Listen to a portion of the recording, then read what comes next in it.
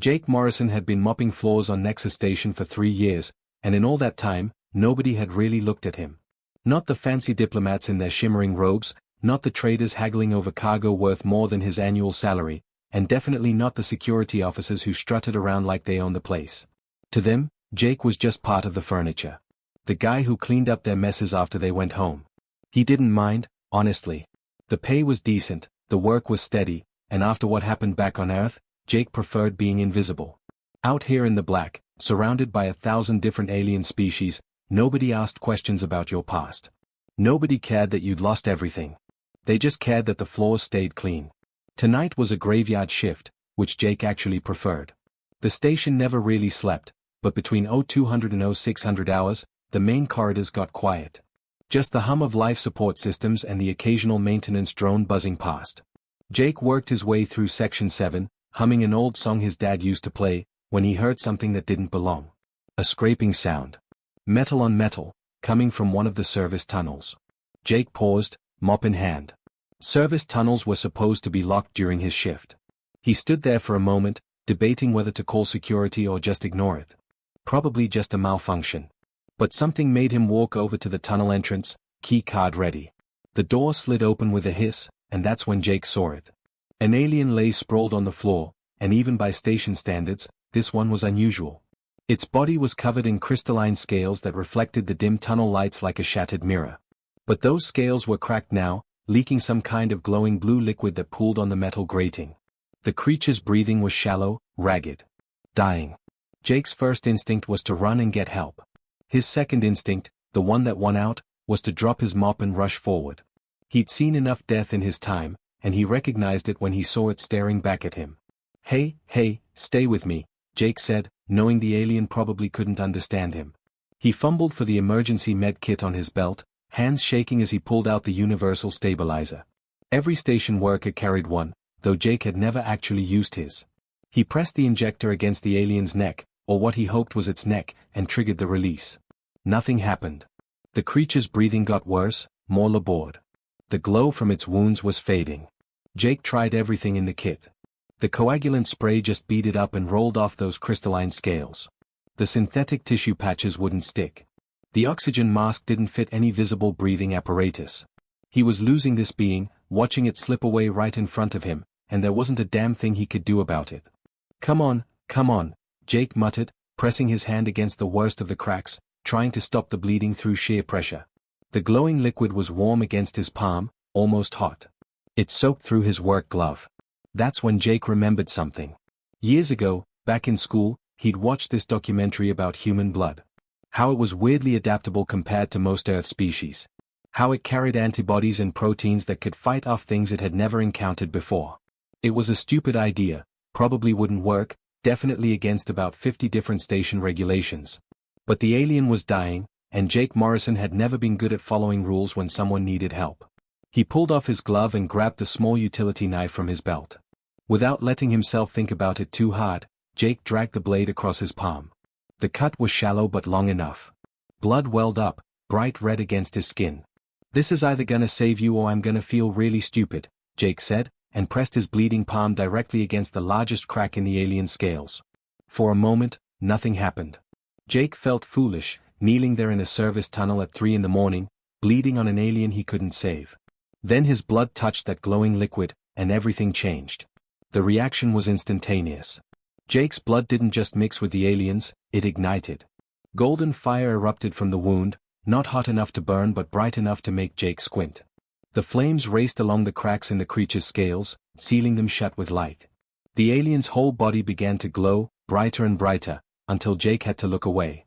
He stumbled backward, clutching his bleeding hand, watching in shock as the golden fire spread across the alien's entire form. The creature convulsed once, twice, then went completely still. The light faded. For a terrible second, Jake thought he'd killed it. Then the alien's eyes snapped open, and they were glowing with the same golden fire that had sealed its wounds. It looked directly at Jake, and he felt something cold run down his spine. Those eyes were ancient. Impossibly ancient. They looked at him like they recognized something. The alien's mouth moved, and words came out in perfect English, which should have been impossible. "The Dragon King stirs," it whispered, voice weak but clear. "What have you done, son of terror? Before Jake could answer, before he could even process what was happening, the alien vanished. Just blinked out of existence in a flash of that same golden light, leaving Jake alone in the service tunnel with a bleeding hand and 1,000 questions screaming through his mind. He sat there on the cold metal floor, staring at his palm. The cut was already healing, faster than it should. And underneath his skin, he could see something glowing faintly. Something golden. Jake Morrison had no idea what he'd just done. But as he wrapped his hand in bandages and picked up his mop with shaking fingers, he knew with absolute certainty that his quiet, invisible life was over. Jake tried to go back to normal. He really did. The next morning, he clocked in for his shift like nothing had happened, pushed his cleaning cart through the familiar corridors, and told himself that weird glowing alien had just been a hallucination.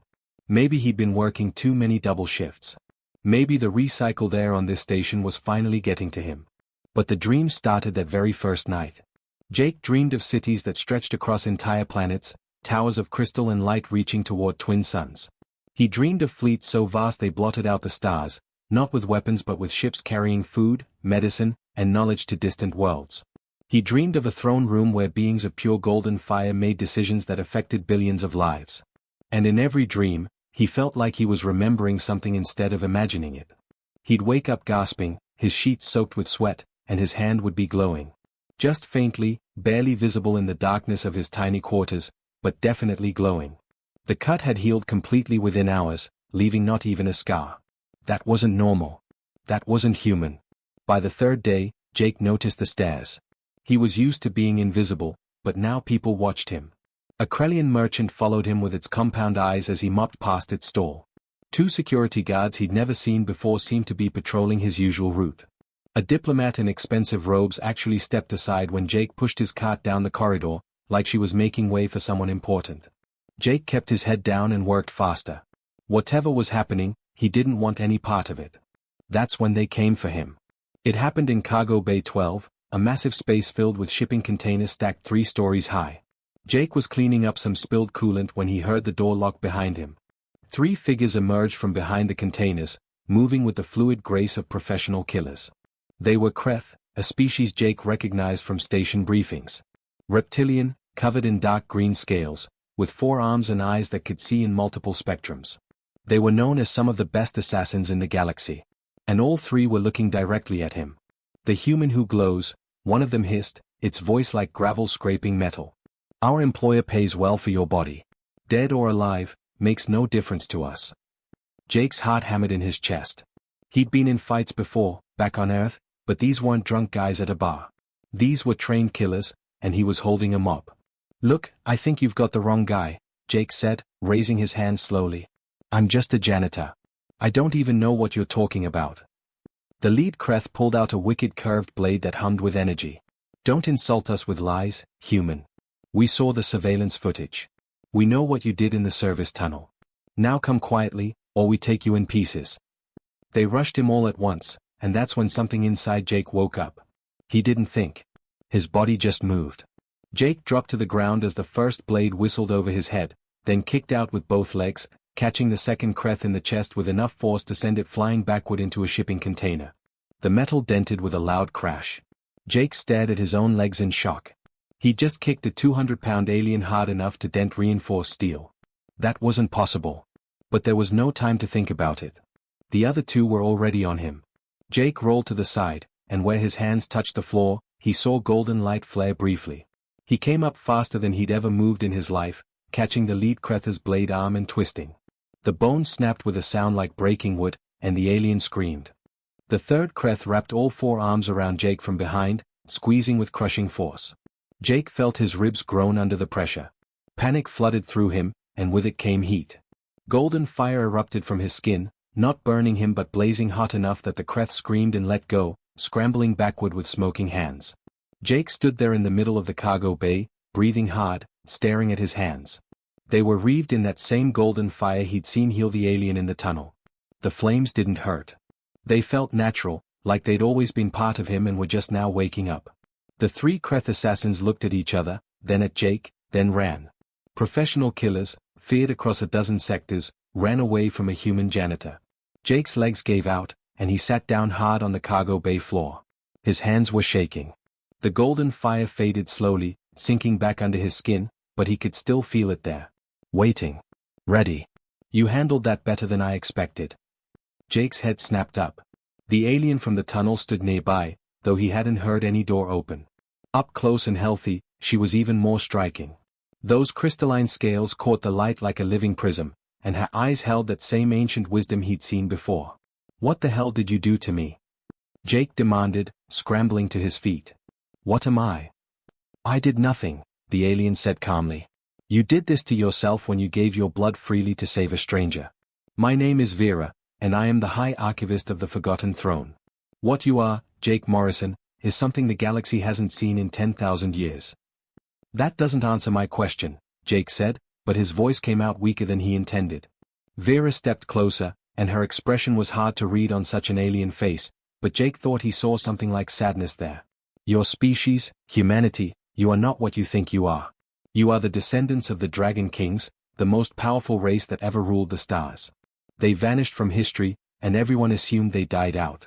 But they didn't die, Jake. They chose to become something else.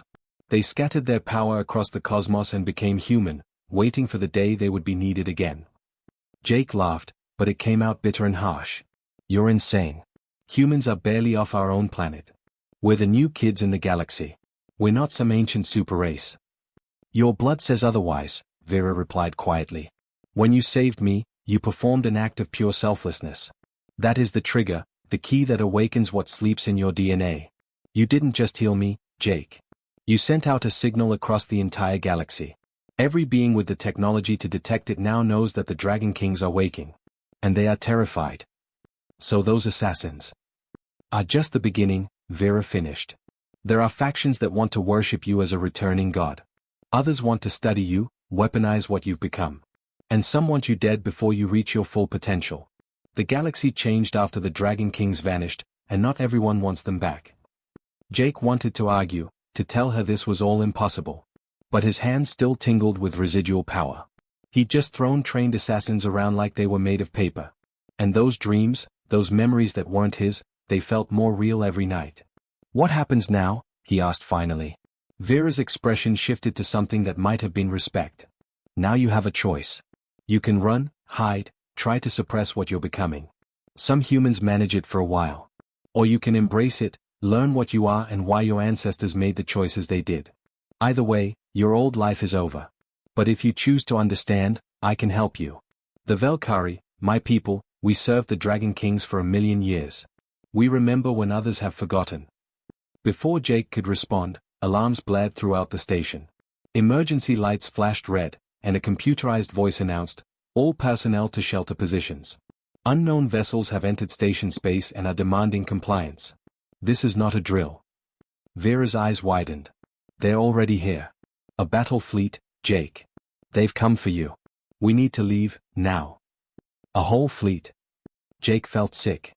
How many people are going to die because of me? That depends on what you choose to become, Vera said, extending a crystalline hand. Will you run, or will you learn to fight back? Jake looked at her hand, then at his own, still faintly glowing beneath the skin. Somewhere above them, warships were demanding the station hand him over.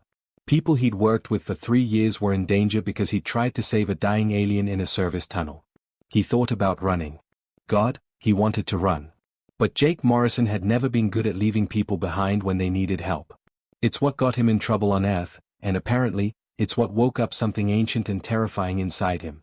He took Vera's hand. Her scales were cool and smooth against his palm. Teach me, Jake said. Before more people get hurt, teach me what the hell I am. Vera smiled, showing crystalline teeth. Then follow me, Dragon King.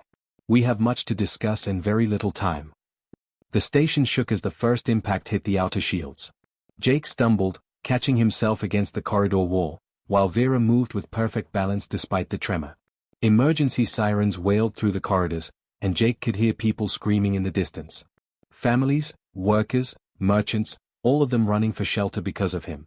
This way, Vera urged, pulling him down a side passage he'd cleaned 100 times but never really looked at. She pressed her hand against what appeared to be a solid wall panel, and it split open, revealing a narrow maintenance shaft dropping straight down into darkness. You've got to be kidding me, Jake muttered, But another explosion rocked the station, closer this time. Dust rained from the ceiling. He could smell something burning. Vera didn't wait for him to argue. She simply stepped into the shaft and dropped. Jake cursed under his breath and followed, his stomach lurching as gravity pulled him down. But instead of falling to his death, he felt some kind of energy field catch him, slowing his descent until he landed gently on solid ground maybe 50 feet below the main station level. They were in a part of Nexus Station Jake had never seen. The walls here were different, made of some dark metal that seemed to absorb light rather than reflect it. Strange symbols covered every surface, glowing with a faint blue luminescence that pulsed like a heartbeat. "What is this place?" Jake asked, his voice echoing strangely in the space. "This," Vera said, running her hand along the ancient metal, "is what Nexus Station was built on top of. The newer species who constructed this station never knew what lay beneath. They thought they were building on an asteroid. They had no idea they were building on a Dragon King outpost that's been here for over 50,000 years." Jake stared at the walls, at the symbols that somehow looked familiar even though he'd never seen them before. 50,000 years? That's impossible. Nothing lasts that long.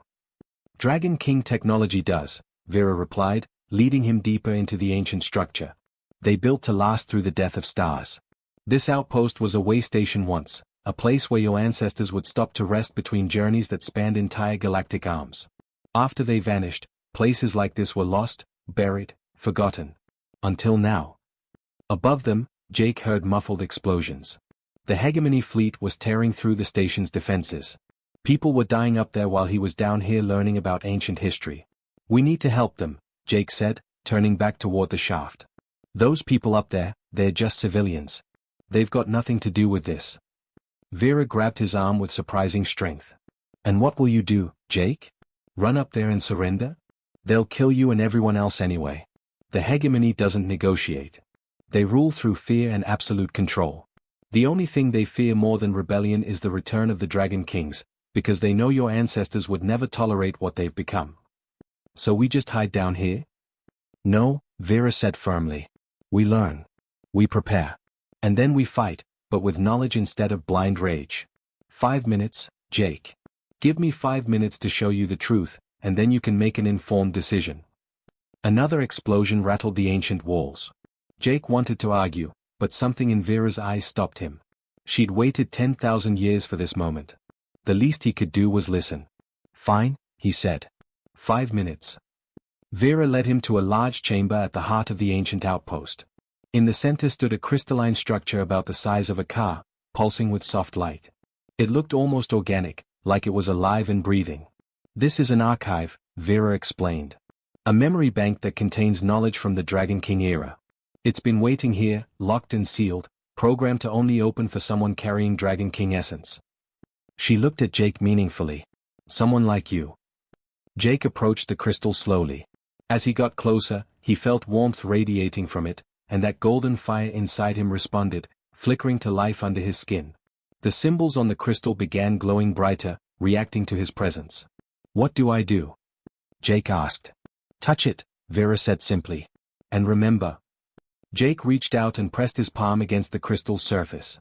It was warm and smooth, almost like living skin. For a moment, nothing happened. Then the world exploded into light. Knowledge flooded into Jake's mind like a dam breaking. Not words or images exactly, but pure understanding. He saw the Dragon Kings as they truly were, beings of incredible power who shaped reality with their will. But they weren't conquerors. They were gardeners. Jake saw them moving between star systems, finding young civilizations and nurturing them. Protecting them from cosmic horrors that lurked in the dark between galaxies, things with names that hurt to think about. The Dragon Kings didn't rule through force. They ruled because they were the only thing standing between fragile life and absolute annihilation. But with that power came a terrible cost. The Dragon Kings were immortal, bound to their duty for millions of years. Jake felt their weariness, the crushing weight of eternity spent watching civilizations they'd helped rise and fall like mayflies. He felt their loneliness, being so far removed from normal life that they could barely remember what it was like to feel simple joy or simple pain. So they made a choice. They would shed their power, scatter it across the cosmos into a primitive species they'd found on a small blue world. They would make themselves mortal, vulnerable, finite. They would become human. And they programmed a trigger into their descendants' DNA, a failsafe that would awaken if the galaxy ever faced a threat they couldn't handle alone. That threat was coming. Jake saw it in the archive's memories, the Void Swarm, an extra-dimensional plague that existed only to unmake reality itself. It moved between galaxies, devouring everything in its path. The Dragon Kings had fought it before, barely managing to push it back. But now the kings were gone, and the swarm was returning. The knowledge kept coming. Jake saw how his blood worked now, how it carried nanoscale machines that could heal, enhance, and transform. He saw how to activate different abilities, how to tap into the power flowing through him. It was overwhelming, too much information crashing into his brain at once. But one piece of knowledge rose above all the others: he wasn't the only one awakening. The archive showed him a map of the galaxy, and on it, hundreds of points of light were flickering to life. Every one represented a human whose Dragon King essence was activating. His blood transfusion to Vera had created a resonance that rippled across quantum space, triggering the awakening in humans everywhere. Jake pulled his hand away from the crystal, gasping. His head pounded like someone had driven a spike through his skull. But he understood now. He understood what he was, why it had happened, and what was coming. The Void Swarm, Jake said, his voice hoarse. It's already here, isn't it? That's why we're waking up now. Vera's expression was grim. The Vanguard forces crossed into our galaxy 3 months ago. The Galactic Council has kept it quiet to prevent panic, but entire star systems on the Outer Rim have already gone silent. The hegemony knows about it. That's why they're so desperate to control or kill you. They're terrified that if humans fully awaken, you'll remember what they've done in your absence. Jake stood there, processing everything. Above them, the station was dying. Across the galaxy, his fellow humans were manifesting powers they didn't understand. And somewhere in the dark between stars, an ancient enemy was coming to devour everything. The people upstairs, Jake said quietly. Can this place help them? Vera smiled. This outpost has defense systems that make the hegemony's weapons look like children's toys. But they'll only respond to a Dragon King's command. She looked at Jake expectantly. Jake closed his eyes, reaching for that golden fire inside him. It responded instantly, surging through his veins like liquid sunlight. When he opened his eyes, they were glowing. Then let's teach these hegemony bastards why the galaxy used to fear the Dragon Kings, Jake said, and his voice carried an echo of something ancient and absolutely terrifying. He spoke a word in a language he shouldn't know, a language that had been dead for 10,000 years.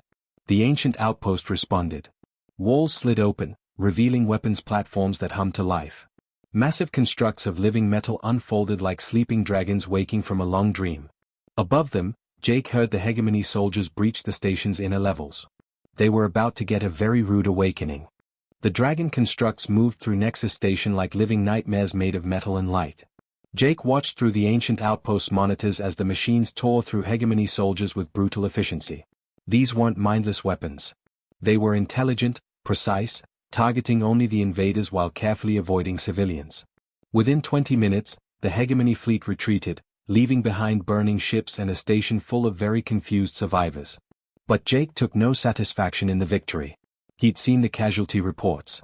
43 people dead, mostly station security who'd tried to hold the line before the dragon constructs activated. 43 people who died because he tried to save one alien's life. You can't think like that, Vera said, reading his expression. Those soldiers died fighting an invasion. That's not on you. Isn't it? Jake shot back. If I hadn't cut my hand, if I just called for medical help like a normal person, none of this would have happened. Vera's crystalline face hardened. And I would be dead. The hegemony would still be coming, just slower. And when the Void Swarm arrives, there'd be no one to stop it. You think those 43 lives are tragic? Wait until you see what happens when entire planets go silent. Jake wanted to argue, but deep down, he knew she was right. The knowledge from the archive still echoed in his head, showing him glimpses of what the Void Swarm had done to previous galaxies. Civilizations billions of years old, reduced to nothing. Not conquered. Not destroyed. Simply unmade, erased from existence like they'd never been. We need to get to Earth, Vera said. The Galactic Council has quarantined your homeworld. They're terrified of what's happening there. What is happening there? Jake asked, though part of him already knew. Your people are awakening, Jake. Thousands of them. And they don't have archives to guide them. They don't understand what they are becoming. Jake and Vera took a small transport ship, one of the old Dragon King vessels Vera had kept hidden for centuries. It moved through space faster than anything Jake had experienced, bending reality around itself to cross distances that should have taken weeks in just a few hours. When they dropped out of faster-than-light travel near Earth, Jake's breath caught. His homeworld hung in space like a blue jewel, exactly as he remembered it. But surrounding it was a blockade of Galactic Council ships, hundreds of them, their weapons pointed down at the planet below. "They're not letting anyone in or out," Vera observed. "They're treating your entire species like a contagion." Jake felt anger flash through him, hot and immediate. The golden fire under his skin responded, flaring brighter. "Those are my people down there. They didn't ask for this. Which is why we're going through that blockade," Vera said calmly, adjusting their course directly toward the Council fleet. A dozen ships immediately moved to intercept, and Jake's console lit up with incoming hails. Vera ignored them all, pushing the ship faster. Warning shots blazed past their hull, close enough that Jake could see them through the viewport. "They're going to shoot us down," Jake said, gripping his seat. "Let them try." The Council ships opened fire in earnest, energy weapons that could vaporize mountains. But Vera's ship didn't even slow down. The attack simply slid off some kind of shield Jake couldn't even see, like rain off glass. They punched through the blockade in seconds, diving toward Earth's atmosphere. They landed outside Chicago, in a park that Jake used to visit as a kid. It was early morning, the sun just creeping over the skyline, and the city looked almost normal. Almost. But Jake could feel them now, thanks to that connection the archive had awakened in him. Thousands of points of light scattered across the planet, each one a human whose Dragon King essence was activating. And they were scared. Jake felt their confusion, their fear, their desperate attempts to understand what was happening to them. Some were trying to hide it. Others were lashing out.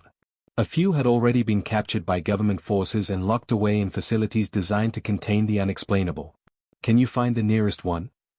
Jake asked Vera. She checked a device on her wrist. 3 kilometers north. "Interesting. The signature is very strong." They found her in an emergency room, a young nurse named Ashley who was sitting in a supply closet, crying. Her hands were wrapped in bandages, but golden light leaked through the cloth. When she saw Jake and Vera, she scrambled backward, terror in her eyes. "Stay away from me," Ashley pleaded. "I don't know what's wrong with me. Everyone I touch, they heal. Everything. I touched a guy with stage 4 cancer this morning, and it just vanished. The doctors think I'm contaminating patients somehow. They told me to stay here while they run tests, but I can hear them talking. They want to lock me up." Jake knelt down, keeping his distance but letting his own hands glow with that same golden light. "You're not contaminated. You're awakening. We both are. All of us are." Ashley stared at his glowing hands, then at her own. "What are we?" Over the next week, Jake and Vera traveled across Earth, finding awakened humans wherever they could. A firefighter in Houston named Troy who could control flames with his thoughts. A teacher in Seattle named Morgan who discovered that when she spoke, reality itself shifted to match her words. A mechanic in Detroit named Rick whose touch could repair or destroy any machine. Each one had the same story. Powers manifesting suddenly, fear and confusion, and rejection from the normal humans around them. Some had been attacked. Others had accidentally hurt people while learning to control their abilities. All of them were terrified. But Jake also found others who'd embraced their awakening with disturbing enthusiasm. In Los Angeles, he encountered a group led by a man named Derek who called himself the First Flame.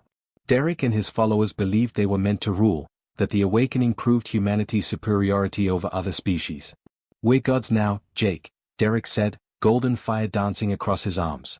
"Why should we bow to aliens who fear us? Why should we hide what we are? The Dragon Kings ruled the galaxy once. We should take back what's ours." Jake felt sick listening to him. This wasn't what the Dragon Kings had been.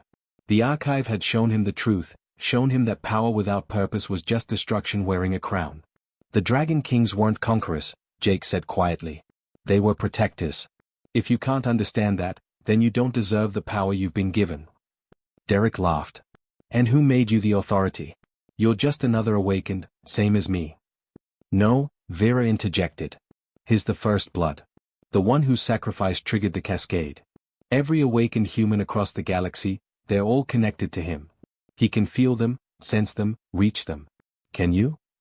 Derek's smile faltered. He couldn't. None of the others could. That connection, that network, it was unique to Jake. It made him something different, something more than just another awakened human. Through that connection, Jake sensed something that made his blood run cold. On the edge of known space, there was a human colony called New Haven. Small, isolated, home to maybe 1 million people. And it was under attack. Not by the hegemony. Not by the Galactic Council. By something worse. Jake closed his eyes and reached across the vast distance, feeling through his connection to an awakened human on New Haven. Through their eyes, he saw the Void Swarm's vanguard forces. Creatures that looked like holes in reality itself, unmaking matter wherever they touched. The colony's defenses were failing. People were dying. And the Galactic Council was doing nothing. They'd written off New Haven as expendable, too afraid of the awakening humans to risk their own forces. Jake opened his eyes, and they blazed with golden fire. "We're going to New Haven," he announced to every awakened human he'd gathered, over 200 of them now. "There are people there who need help. I don't care if you think you're meant to rule or if you're still scared of what you've become. Right now, none of that matters. What matters is that we're the only ones who can save them." Ashley stepped forward first, her healing hands glowing. "I'm in." Troy nodded, flames flickering in his eyes. "Me too." One by one, they agreed. Even Derek, though Jake could see the calculation in his eyes. This was a test. Not just of their powers, but of what humanity would become. Would they use their awakening to help or to conquer? To protect or to rule? Jake looked at Vera. "Can you get us there?" "I can get you ships," she said. "Old Dragon King vessels, hidden across Earth." "But Jake, you understand what you're asking? The Void Swarm, even the Vanguard forces, they're not like anything else. The archive showed you what they can do." "I know," Jake said. "But if we don't fight now, we never will. And those people on New Haven deserve better than being abandoned." As they gathered ships and prepared to leave Earth, Jake felt the hegemony fleet moving into position above them. They'd come to stop the awakened humans from leaving, terrified of what might happen if this much Dragon King power left Earth. Jake stood on the hull of Vera's ship, looking up at the warships blocking out the stars. This was it. The moment that would define what humanity became. He raised his hand, and every awakened human on Earth felt it through their connection. 2,000 points of light, all burning with the same golden fire. "We're leaving," Jake broadcast to the hegemony fleet. "You can let us pass, or you can try to stop us. But those people on New Haven are dying, and I'm not letting politics and fear decide their fate." The hegemony commander's response crackled over every channel. "Stand down, or we will fire." Jake smiled, though there was no humor in it. "Then fire." The hegemony fleet opened fire, and the sky above Earth lit up like a second sun. Energy weapons powerful enough to crack continents converged on Jake and the assembled awakened humans. For a moment, it looked like the end. Then Jake raised both hands, and something impossible happened. The attack stopped in midair, frozen like insects in amber. Thousands of energy bolts hung suspended in the sky, held in place by nothing but Jake's will. Every awakened human felt it through their connection, felt him drawing on their combined power, weaving it together into something greater than the sum of its parts. "I said," Jake's voice echoed across every communication channel, "we're leaving." He clenched his fists, and the frozen attacks dissolved into harmless light that rained down like golden snow. The hegemony fleet hung in space, weapons cooling, suddenly very aware that they just tried to kill something they couldn't even scratch. The awakened humans boarded their ships and left Earth. Not in triumph, but in grim determination. They had one shot to prove they weren't the monsters the galaxy feared. One chance to show that the Dragon King's return meant protection, not domination. The journey to New Haven took 3 days at maximum speed. 3 days during which Jake barely slept, constantly feeling through his connection to the colony. Every hour, he felt more lights go dark. More people dying as the Void Swarm tore through their defenses. When they finally dropped out of faster-than-light travel, the sight took Jake's breath away. New Haven was a beautiful world, covered in purple vegetation and crystal-clear oceans. Or it had been. Now, a third of the planet was simply gone. Not destroyed. Not burned. Just erased, replaced by patches of absolute nothing that hurt to look at. The Void Swarm's creatures crawled across the surface like living wounds in reality, and with every second, more of the planet ceased to exist. The colony's survivors huddled in failing shield domes, maybe 500,000 people left. Jake could feel their terror, their desperation. "Spread out," Jake ordered the awakened humans. "Ashley, Troy, Morgan, take your groups to the civilian shelters. Get as many people evacuated to the ships as you can. Derek, your team is with me on the front line. Derek grinned, golden fire already wreathing his hands. Now you're talking. They descended into hell. The Void Swarm's creatures were worse than the archive had shown. They looked like tears in space, formless things that shifted and writhed. Where they touched, matter simply stopped existing. Buildings, vehicles, people, all of it unmade in an instant. Jake hit the ground running, literally. His enhanced speed carried him across the battlefield faster than the eye could follow. He grabbed a family trapped in a collapsed building, carrying all 4 of them to safety in seconds. Around him, other awakened humans fought with everything they had. Troy turned the air itself into flame, creating walls of fire that the void creatures couldn't cross. Morgan shouted commands, and reality obeyed, sealing breaches in the shields with nothing but her words. Ashley moved through the wounded, healing injuries that should have been fatal with a single touch. But it wasn't enough. For every void creature they stopped, 2 more appeared. The dimensional breach they were coming through pulsed in the sky like a festering wound, and nothing the awakened humans did could close it. Jake felt the awful math working itself out. At this rate, they'd lose. New Haven would fall, and every person here would be erased from existence. Through his connection, Jake felt something stirring. A possibility. A choice. He could feel the full power of the Dragon Kings waiting just beyond his reach. All he had to do was let go, surrender completely to the transformation. He'd become what his ancestors were, an immortal engine of cosmic power, a being that could reshape reality with a thought. He could close that breach, destroy the Void Swarm, save everyone. But he'd lose himself. The archive had been clear about that. Full transformation meant giving up everything that made him human. He'd live forever, bound to an eternity of duty, watching everyone he cared about age and die while he remained unchanged. He'd become the thing Derek wanted to be, a god standing above humanity instead of among them. Jake looked around the battlefield. Ashley was crying as she healed a child who'd lost both parents. Troy was exhausted, barely able to stand, but still fighting. Morgan's voice was hoarse from speaking reality into existence. They were all giving everything they had. And then Jake understood. The Dragon Kings had failed because they'd carried the burden alone. They'd seen themselves as shepherds and everyone else as sheep. But that was wrong. The galaxy had evolved. These species, these people, they were capable of incredible things. They just needed a chance. Vera, Jake called through his communicator. Can you hear me? I'm here, Jake. I need you to trust me. I'm about to try something that's either brilliant or completely insane. Those tend to be the same thing where you're concerned, Vera replied. Jake closed his eyes and reached through his connection, not just to the awakened humans, but beyond them. He reached for Vera, for the human colonists fighting with makeshift weapons, for the terrified families in the shelters. He even reached for the hegemony fleet that had followed them, hanging back at the edge of the system.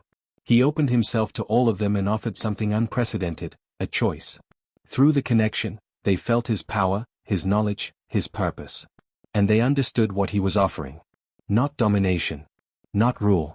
But partnership. He could share what he'd become, link them together into something new. They wouldn't become Dragon Kings. They'd become something better, a confluence, a collective where everyone kept their identity but shared their strength. Ashley accepted first, and Jake felt her healing power magnify 1,000-fold. Troy joined next, his flames burning brighter than stars. One by one, awakened humans linked into the network. Then normal humans started joining.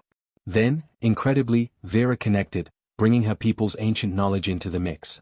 Even some of the hegemony soldiers joined, defying their commanders, choosing to help rather than stand aside. The confluence formed like a constellation coming to life. Thousands of minds, thousands of powers, all linked through Jake but none controlled by him.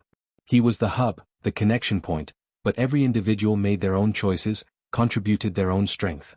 Together, they were magnificent. Jake opened his eyes, and they blazed with power that was his but also everyone's. He raised his hand, and thousands of others raised theirs in perfect synchronization. They spoke a word in the Dragon King language, all of them together, their voices overlapping into a sound that resonated across dimensions. The dimensional breach screamed. The void creatures writhed. And slowly, impossibly, the wound in reality began to close. It took everything they had. Jake felt people dropping out of the confluence as their strength gave out, felt others pushing themselves past their limits. Ashley healed the wounded even as the effort made her collapse. Troy burned until his flames guttered to nothing. Morgan spoke reality into place until she couldn't speak at all. But they held on. Together. The breach sealed with a sound like the universe taking a deep breath. The remaining void creatures dissolved, cut off from their source. And suddenly, impossibly, New Haven was quiet. Jake fell to his knees, completely drained. Around him, awakened and normal humans alike collapsed in exhaustion. But they'd won. They'd saved 500,000 lives, and they'd done it together. The Hegemony Fleet commander's face appeared on Jake's communicator, and the alien looked shaken. "What are you?" it demanded. "What have you become?"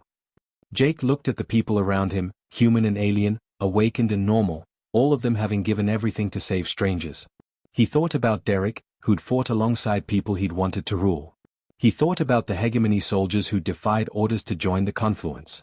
"We're not Dragon Kings," Jake said quietly. "We're something better. We're what happens when people choose to protect instead of dominate. When they share power instead of hoarding it. The Dragon Kings are dead. But maybe that's okay. Maybe the galaxy doesn't need gods. Maybe it just needs people willing to stand together when things get dark." The commander was silent for a long moment. "The Galactic Council will want to meet with you." "Good," Jake said. "Because we need to talk about what's coming." That was just the vanguard. The real Void Swarm is still out there, and if we're going to survive it, the galaxy needs to stop fighting itself and start working together. In the days that followed, Jake addressed the Galactic Council. He offered them the Confluence, not as a demand but as an invitation. Any species could join, contributing their unique strengths to collective defense. The age of empires was over. The age of cooperation was beginning. Not everyone agreed. Factions on all sides resisted. Some humans still wanted to rule. Some aliens still feared the Dragon King's return. But slowly, reluctantly, the confluence grew. 3 months later, Jake stood on Nexus Station, watching ships from 100 different worlds dock in peace. The station had been rebuilt, stronger than before. Ashley ran a medical center where awakened and normal doctors worked together. Troy trained both human and alien firefighters. Morgan taught languages, helping species understand each other. Derek had left, taking his followers to try and build his empire somewhere on the frontier. Jake let him go. The choice had to be real, even if some people made the wrong one. But Jake had a feeling Derek would come around eventually. Power was hollow without purpose, and Derek would figure that out sooner or later. Vera found Jake in his old corridor, the one he used to mop. He was standing there with a smile on his face. "Nostalgic?" she asked. "A little," Jake admitted. "I was thinking about the night I found you. How one simple choice changed everything." "Not simple," Vera corrected gently. "Selfless. That's the key, Jake. The Dragon Kings forgot that. Power without sacrifice is just tyranny. But sacrifice with purpose, that's what makes heroes." Jake looked at his hand, where the cut had been. It didn't glow anymore unless he wanted it to. He'd learned control, learned to be human when he wanted to be human and something more when the galaxy needed it. "You think we're ready?" Jake asked. "When the real Void Swarm comes?" "No," Vera said honestly. "But we're more ready than we've ever been. And this time, we won't face it alone." Jake nodded. She was right. The Dragon Kings had stood alone and burned out. But the Confluence, this crazy experiment in shared power and mutual protection, it had a chance.